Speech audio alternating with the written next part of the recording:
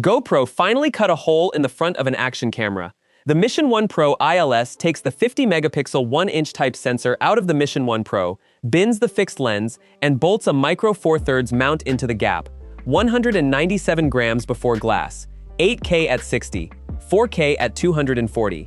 For the first time, you point real glass at a GoPro sensor. Shallow depth of field on a body you stick to a car door. Macro detail, telephoto reach that used to need a bag the size of a toddler. $700, body only, shipping now. Here is what the launch coverage skated past. 300 lenses fit that mount. 5 get GoPro's full stabilization treatment. And the company charging $700 told Wall Street in May it is hunting for a buyer. The gear I run day to day is all linked down in the description if you want to look. Also, do subscribe for more content like this.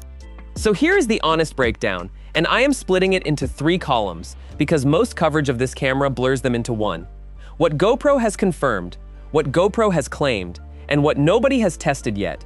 Confirmed by GoPro's own materials, a 50-megapixel 1-inch type sensor, the GP3 processor, 8K at 60, 4K at 240, open gate to 8K at 30, 10-bit color, GP Log 2, 240 megabit bit rates, 32-bit float audio, timecode sync, 50-megapixel raw stills. Claimed by GoPro, over 3 hours of continuous 4K 30 recording. Measured by reviewers pushing the top of the sheet, 96 minutes at 8K open gate, 74 at 8K 60. Both are honest. They describe 2 different cameras in your hand, and which one you get depends on how greedy you are with the mode dial. The body is weatherproof, not waterproof. First hole in the sheet. The mount says micro 4/3. The sensor flatly refuses to agree. A 1-inch type sensor is smaller, so instead of the 2 times crop every micro 4/3 shooter has memorized, you get 2.7. Switch hypersmooth on and it tightens again, and the reviewers split. Tech Radar measured 3 times. Another tested review says 3.3. Treat anything between as your range. That maths quietly deletes the wide end. A 7.5mm lens, properly wide on a normal micro 4/3 body, lands near 20mm here. A standard GoPro sits at 15. So the ultra-wide look GoPro built its brand on now costs you an extreme fisheye and a separate purchase. Handheld vlogging is dead on arrival. The flip side is a real gift. Every long lens you own reaches further for free, a 50mm prime behaves like a short telephoto, and the Mission 1 Pro's comical 60cm minimum focus distance vanishes. Fit close focusing glass and you get macro no fixed lens GoPro has managed. Wide end traded for long. There are no electrical contacts in that mount. None. The lens needs manual focus, plus either a manual aperture ring or a fixed aperture no smaller than f4.5. Which means almost every autofocus Panasonic and OM system lens, the exact glass sitting in most micro 4/3 drawers, mounts perfectly and then refuses to do anything useful. Now the line buried in GoPro's endnotes. In-camera Hypersmooth is fully profiled for exactly 5 fisheyes, the Laowa 4mm, the 7 Artisans 6 and 7.5, the Brighton Star 7.5, and the Makey 7.5. Rectilinear lenses from 6 to 500mm are listed as supported, but GoPro only guarantees performance to 50. Past that, results vary. Hold that against the launch footage everyone is sharing, the moonshots, the B macro, the vintage telephoto reach that made the internet sit up. All of it sits outside the envelope GoPro will stand behind. It works.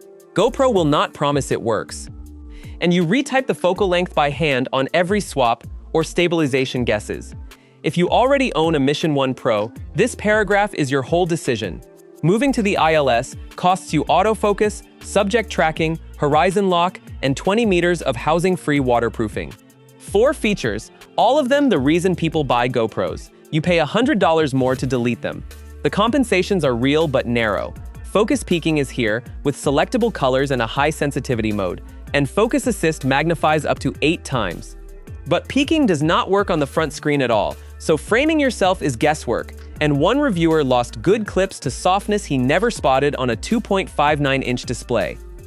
Thermals hold until you live at the top of the sheet, where reviewers hit overheating at 8K 60 and 4K 240, and even those held with airflow.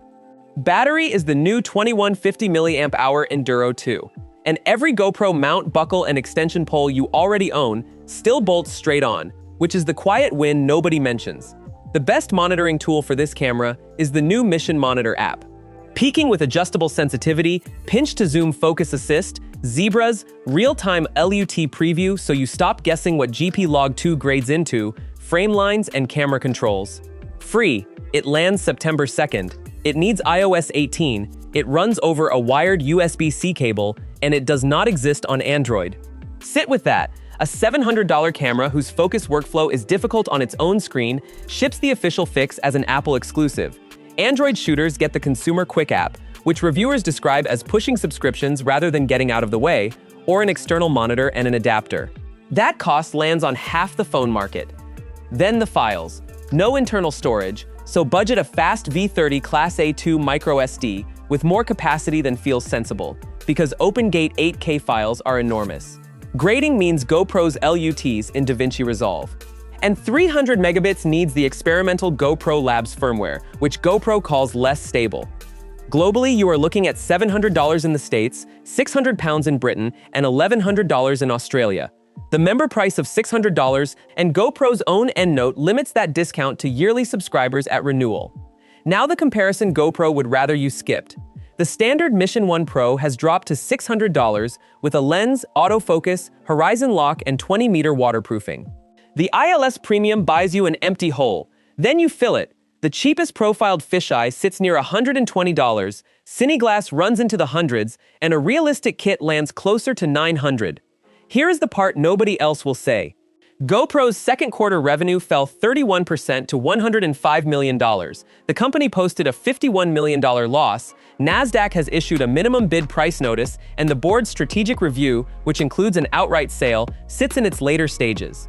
That is a warranty question, a firmware question, and a resale question on a mount with one camera on it.